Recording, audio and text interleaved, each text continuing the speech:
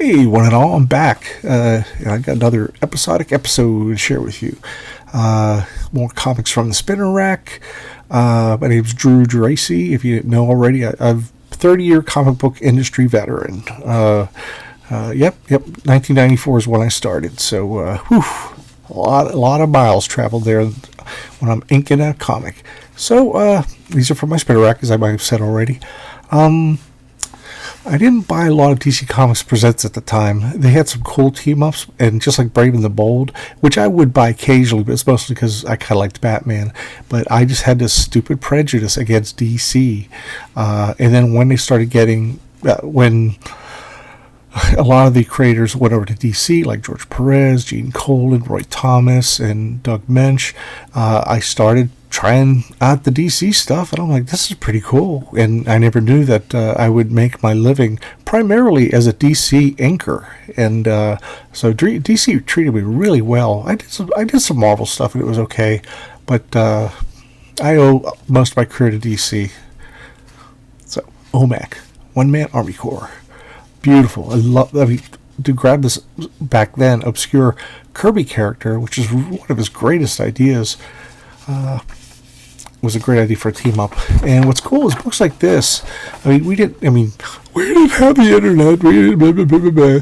It's just sometimes you'd come across something like a George Perez book in the wild, and it's written by Len Wein. It's kind of hard to see because it's printed so faint. Pablo Marcos. With an assist by Rick Hoberg, who did part of the original Star Wars comics. Really nice stuff. And what really amazes me to no end is how Perez could fill a panel with so much detail, but you are never, ever lost. You know exactly what's going on. It's like he can throw in there whatever you want, and the storytelling is just exceptional.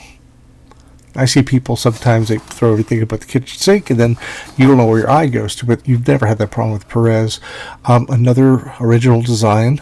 George was great at making robots, kind of like Kirby did, and what I liked about it is they were always a bit different, because back, it was an issue of Fantastic Four, where there was this character called the Eliminator, and I think they went to go see Agatha Harkness's haunted house, and this Eliminator character showed up. He was red, and he was shaped differently, and equally badass design. It's a shame we lost him. I cried a lot because actually, not only did I grow up with this stuff, but I got to be a really good friend of his when I was at CrossGen. He'd come by once a month, and he and I would just jibber jabber. He just loved talking about comics. So I'm like, hey, I'm all about that. Not to mention that he was on the board of the Hero Initiative, which was founded by several people, Mark Alessi and a couple others who, help old comic creators who are in hard times, whether it's health conditions or if they're ready to be, evicted and stuff like that. You can go and donate there. It's a really good. It's called Hero Initiative, and they would go sift through and find out who needed what. They didn't do like a blanket price or bills. They would just kind of try to figure out what the bills were and help out. So how about that? Oh my gosh, that is nuts and bolts.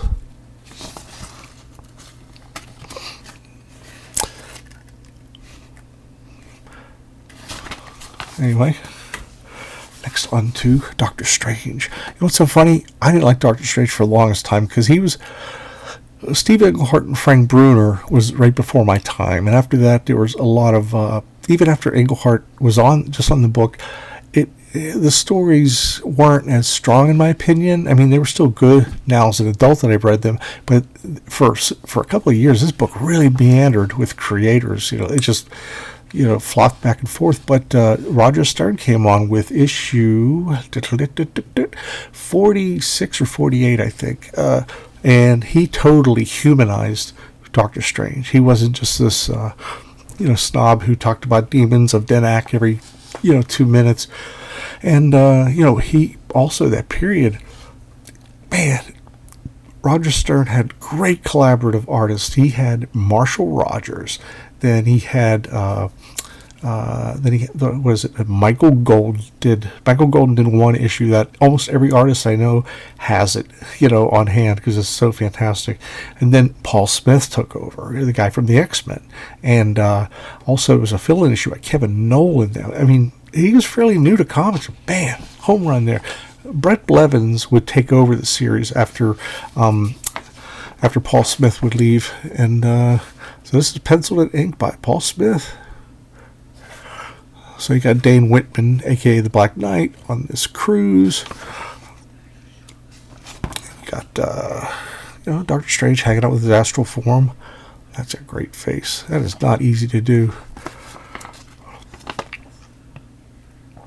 And it's like not only were the visuals interesting, but the scripts were just top notch, and they made me like Doctor Strange. And I did love Gene Colan, but there were a lot of times where the magic was shown as just swirling lines and such, and it just didn't really. I don't know if it fully served Doctor Strange, at least unless he had Tom Palmer ink it. But you know what I'm saying. I love Gene Colan, but I'm just being honest here. So, and this looks like what might be a boring page, but the dialogue is really enjoyable. And there's this rebellion in Clea's world. There's the mindless ones. They're always fun. Now that is an innovation that Paul Smith came up with. Paul Smith, at the time, he was in animation, so that's why his stuff is more open. But that kind of hairstyle, he did that on Kitty Pryde. And it's so different. It's so different. These ribbons of hair, I've never really seen them interpreted that well in a mainstream comic. Okay. So these water demons are showing up. They're not focused, but they're showing up. Okay, come on. There we go. So, yeah. And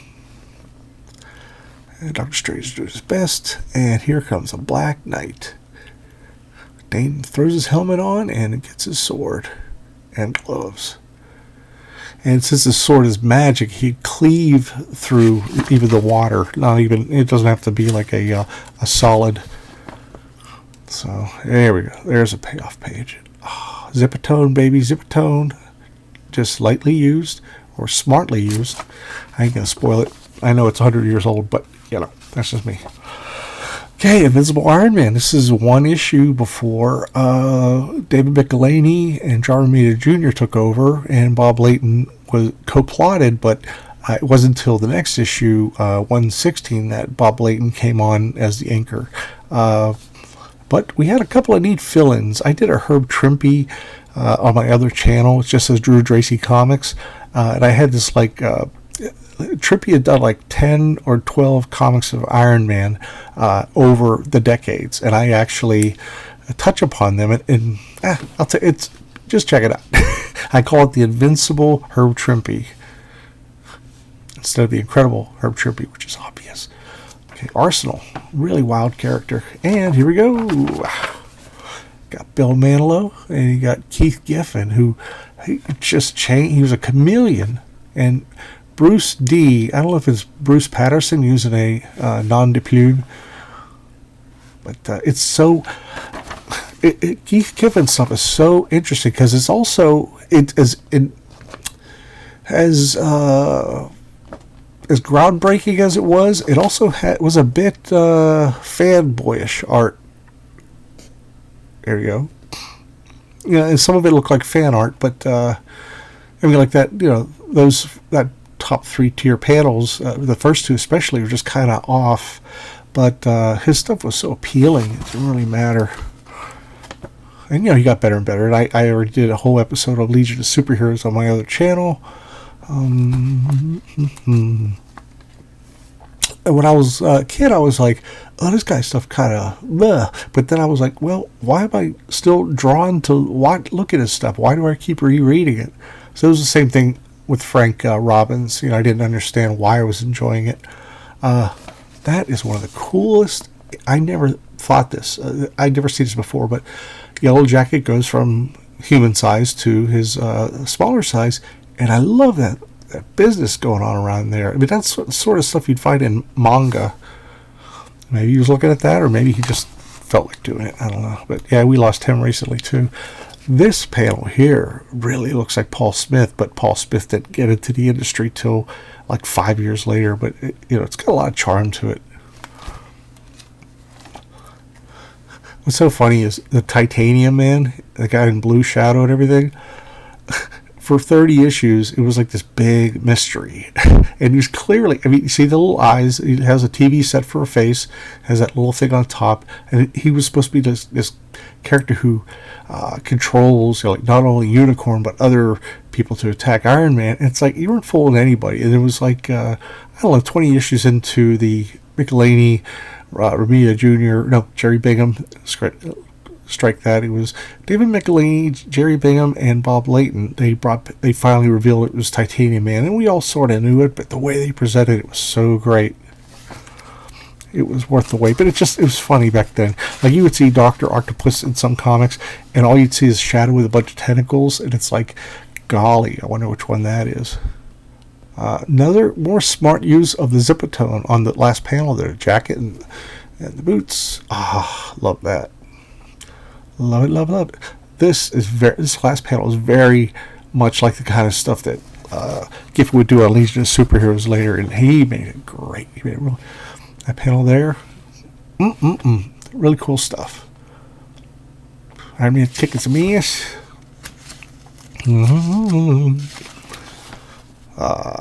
So satisfying. Okay, good stuff. Very good stuff. In fact, I think John Romita Jr. did do this cover already. I can try to show up, but it's reflecting too much. And then Mr. Sandman, give me some weird dreams. Very funny. And nice big blurb. And look how they made it like a paint, something a painter would hold while they're painting. I don't know the name of it. I mentioned before I was not a Kirby fan growing up in the 70s, his 70s work, because it just, I don't know. I thought it was ugly. I thought it was all this stuff. But, reading it now and knowing how he worked, I mean, he worked one panel, then he'd do the next panel, and he would tell whole stories, and it's just genius. And then I have a new appreciation of it. Here we go, which is interesting, is Mike Royer. Okay, Exum probably is. No, he did some New God stuff, but the editor is Joe Orlando, and for some reason the script is Michael Fleischer, who did Spectre and Jonah Hex and some other stuff. And this was sort of the end of, like, the honeymoon was pretty much ended when the Fourth World stuff was starting to get canceled. So, like, this kind of stuff scared the shit out of me growing up. I was like, look at these ugly monsters. Look at these, spooky, blah, blah, blah. Because at the time, I was just into, like, the generic melodrama of the 70s. And anybody remember 8-tracks? I do. Get in the middle of a cool song, and all of a sudden, ka-chung, it interrupts your song. Okay, there's Glob. These guys also scare me, too. Brute Glob. I'm like, good Lord. And got more to show. But, I've said this before about Kirby's work. His stuff is timeless, and then some of the stuff I like in the 70s with the over-the-top melodrama, it's a bit dated. So, it's called Bonk the Creep, see? My newest, there we go, yo-yo trick. Here we go. Bonk the Creep. Available by Parker Brothers. So this uncooked meatball with legs comes. Glob. And I want to show you something in here. I don't even know what it was.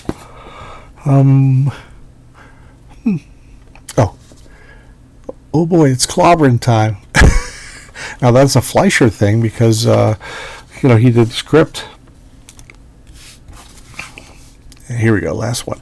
This is a reprint, but you know it's from the '80s when Black Canary got her due.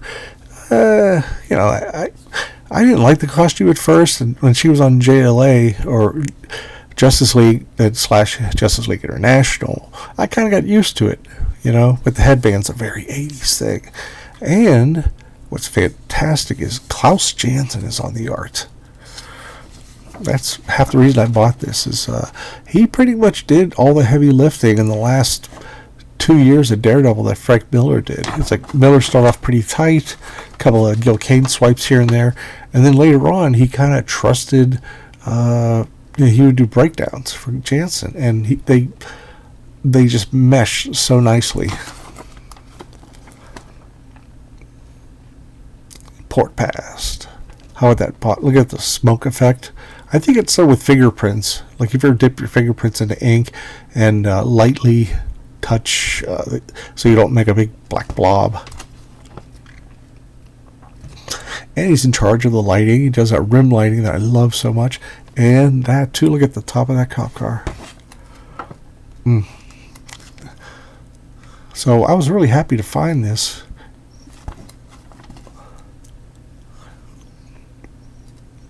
And doing his own colors helps him pull this stuff off. Remember, there was no Photoshop, it was all done with overlays. Like the black art was on the board, then you do an overlay of like the color if you wanted to drop out and have something all red or whatever. And oh man, that's my favorite part, the underwater stuff going on. It's just so suggested. It's not so tight. There's just a lot going on. And then I've got a backup by Joe Cavalieri, a story. He's a longtime writer and editor at DC Comics. He retired like a year or two ago. And Jerome Moore is doing the pencils, and he also did some Firestorm fill-in issues. And I think he went around a bit, but he's a really great penciler. I mean, right off the bat, he was great. Bruce Patterson, I just admire the heck out of him. I just don't know. I don't know what happened to him. Maybe he found something better, you know. It's always funny. It's like when you see a comic artist not on the credits anymore, I always had back then assumed like, oh my God, you know, what are they going to do now? But, you know, there's a lot of different trades, you know, like animation. A lot of people go into animation. That's kind of cool there. I love that. I'm not a big American pseudo manga fan, but that looked like fun. And check that out. And that's it. So I hope you dug this. I love comics, as you can tell, and hope to see you again. And thank you so much for all the views. I'm getting like views in the numbered by the hundreds, and that's just great because I love comics and comics love me, and we all love comics. Have a good day. Bye.